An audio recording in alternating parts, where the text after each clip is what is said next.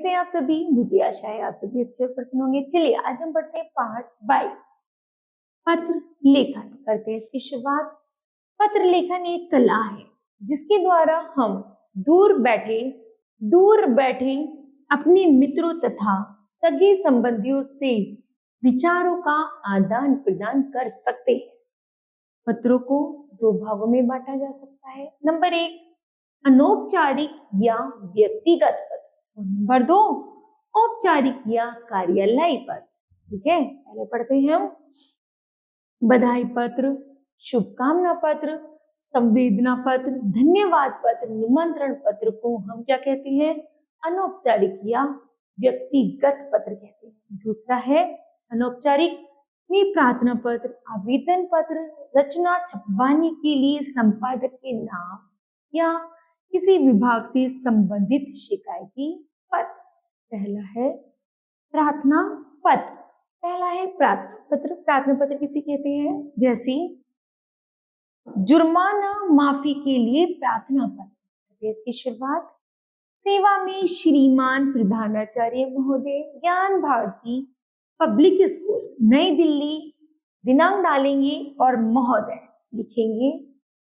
निवेदन है कि कक्षा 7वीं सी का छात्र हूँ। कल मैं अपने मित्रों के साथ खेल रहा था कि अचानक मेरी गेंद से दूसरी कक्षा की खिड़की का शीशा टूट गया, जिसके कारण मुझ पर 100 रुपए का जुर्माना लगा दिया गया। मैं इसके लिए क्षमा प्रार्थी हूँ। मेरे घर की आर्थिक स्थिति अच्छी नहीं है। मेरे पिताजी यह जुर्माना देने में असमर्थ है, अतः आपसे अनुरोध है कि मेरा जुर्माना माफ कर दीजिए। मैं भविष्य में कभी भी ऐसा कार्य नहीं करूंगा जिससे विद्यालय के किसी सामान को क्षति पहुंचे।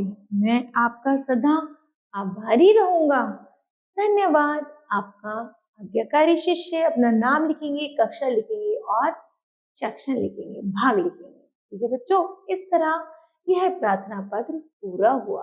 आगे है खेलकूद सामग्री उपलब्ध कराने हेतु प्रार्थना पत्र। लिखेंगे सेवा में प्रधानाचार्य महोदय, अपने स्कूल का नाम लिखेंगे और शहर का नाम लिखेंगे उसमें फिर दिनांक प्रणाली महोदय लिखेंगे। निवेदन है कि मैं आपका ध्यान विद्यालय में अपर्याप्त खेल सामग्री की ओर दिलाना चाहता हूँ।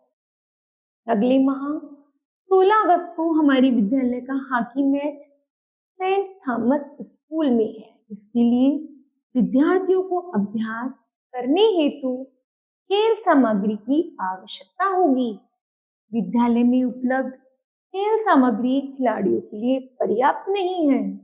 विद्यालय का खेल सचिव होने के कारण मैं आपसे प्रार्थना करता हूँ कि हमारे विद्यालय में विभिन्न खेलों की समुचित सामग्री उपलब्ध करवाने की कृपा करें, जिससे विद्यार्थियों को खेल का अभ्यास करने में परेशानी न हो तथा वे खेलों में अच्छा प्रदर्शन कर विद्यालय का नाम ऊंचा कर सके।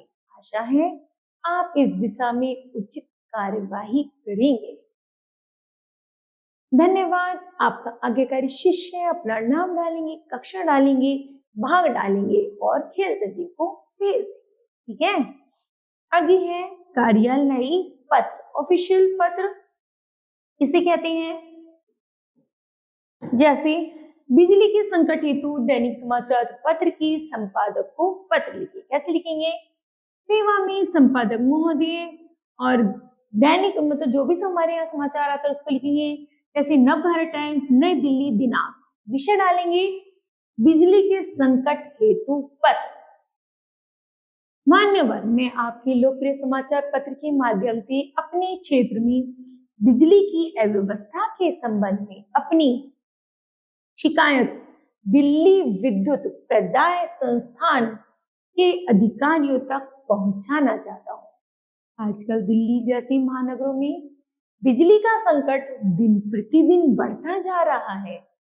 हमारे आसपास के क्षेत्र में बिजली कुछ ही घंटों के लिए आती है। गर्मी में तो बिजली न होने के कारण हमें बहुत परेशानी उठानी पड़ती है।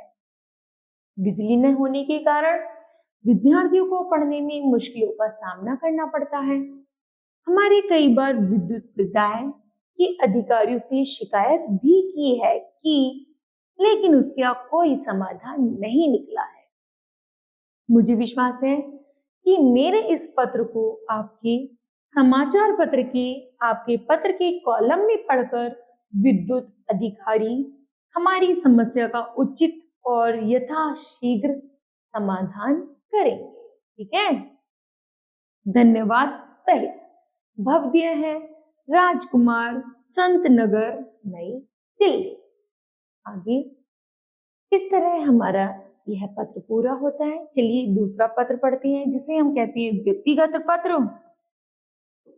वो है मित्र को आमंत्रित करने हेतु पत्र। जैसे हम अपना पता डालेंगे, लिखेंगे मेरठ अर्थात अपने शहर का नाम, दिनांक लिखेंगे प्रिय मित्र राजीव सप्रेम नमस्ते, तुम कैसे हो?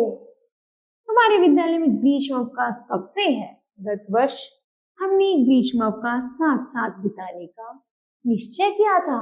मैं तुम्हारी प्रतीक्षा कर रहा हूँ। तुम मेरठ अर्थात जो भी आपका शहर है कब आ रहे हो? तुम्हारे आने पर हम साथ साथ घूमेंगे तथा मौज मस्ती करेंगे। तुम्हें लखनऊ शहर का इमामबाड़ा, हजरतगंज तथा अन्य दर्शनीय स्थल घुमाऊंगा। आशा है तुम अपना कार्यक्रम बनाकर मुझे शीघ्र सूचित करोगे। चाचा जी और चाचा जी को भी प्रणाम तथा संजीव को प्यार। तुम्हारा अभिन्न मित्र। अपना नाम डालेंगे, जैसे हैंडल होगा नीतीश गुप्ता। ये आगे कुछ और पत्र हैं, जैसे मित्र को बधाई पत्र।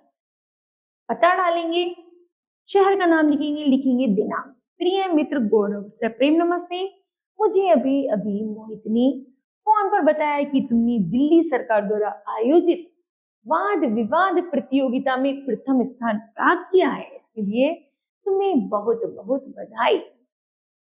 प्रिय मित्र, इस समाचार को सुनकर मुझे इतनी प्रसन्नता हुई कि उसे मैं शब्दों में व्यक्त नहीं कर सकता। मैं ईश्वर से प्रार्थना करता हूँ कि तुम्हें जीवन में इसी प्रकार सफलता मिलती रहे। एक बार पुनः ढेर सारी बधाइयां और शुभकामनाएं। अपने माता पिता को मेरा चरण स्पर्श कहना। ठीक है, तुम्हारा मित्र और उसके बाद अपना नाम डाल देना। तो बच्चों, इस तरह यहाँ पर औपचारिक और अनौपचारिक पत्र समाप्त होता है।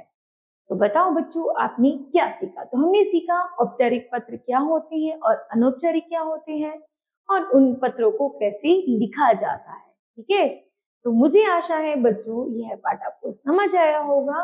धन्यवाद।